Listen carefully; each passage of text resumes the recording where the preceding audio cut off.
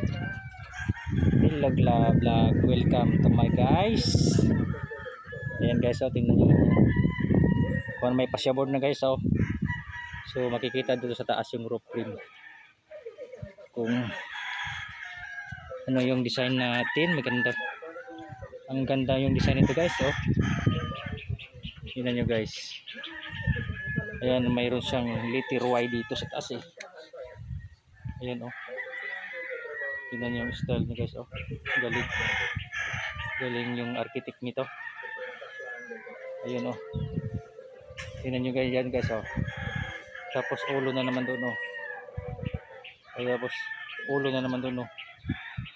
Tapos pag ikot niya dito sa letter Y, ulo na naman doon. Pagdating dito, ayan, ikot. Pagdating dito, ulo na naman siya doon, oh. O yun, oh, ulo, iskwala, oh.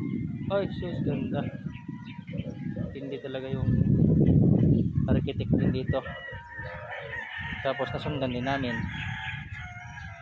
Ayan guys, at magaling pa yung architect. Oo, magaling pa yung architect. Ang gumawa naman ay palpak. Wala rin guys, wala rin silbi yung magaling yung architect kung yung palpak din yung gumawa. Kasi marami itong eskwala-eskwala, oh. Yun guys, oh, yung pinaka-mintras natin, oh. Ayan, pinaka-mintras. Tapos umikot dito, pansinin nyo guys, umikot, oh. Naging letter Y, oh, letter Y yung ulo ng bahay. So yun, oh, mayroon na siyang pasyabord, oh, may trim. Yan, oh. So 5 ulo dito, 5 ulo niya, 5, isa, dalawa, tatlo, apat, 5. Grabe guys, bahay na to, 5 ang ulo niya.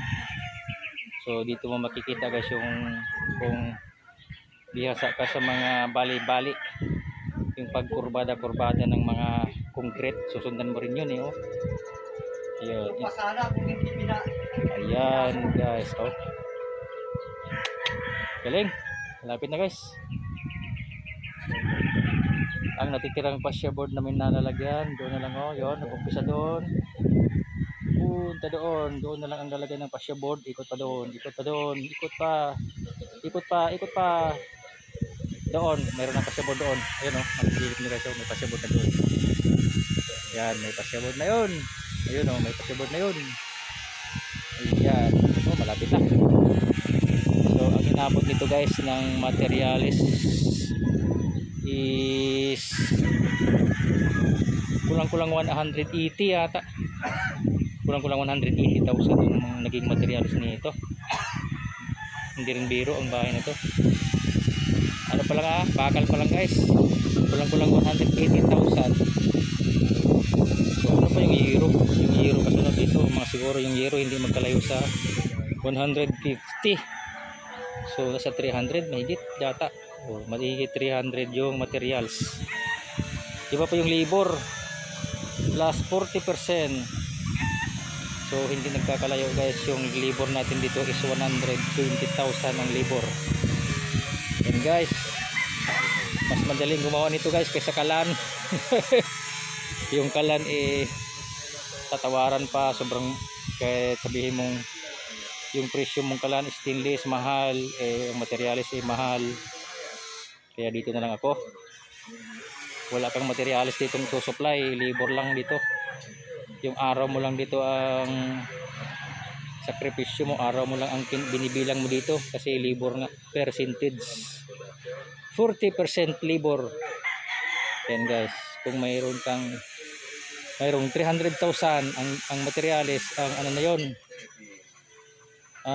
magiging labor mo doon is 120,000 ang labor. Mahigit 300,000 to, mahigit 300,000 na. Kaya hindi lang lalayo siya sa 130,000, 140,000 labor. Guys, dalawa lang kaming gumagawa, oh. Yung guys, oh, yung engineer naman sa baba, oh, tumutulong din. Engineer pa, may-ari pa, tumutulong dito, doble na. Baliktad lang, may-ari siya, ako nagsisweldo. Ayun lang, talo ako. may-ari siya, tapos ako pa ang nagsusweldo. Talo ako, guys. Di ba?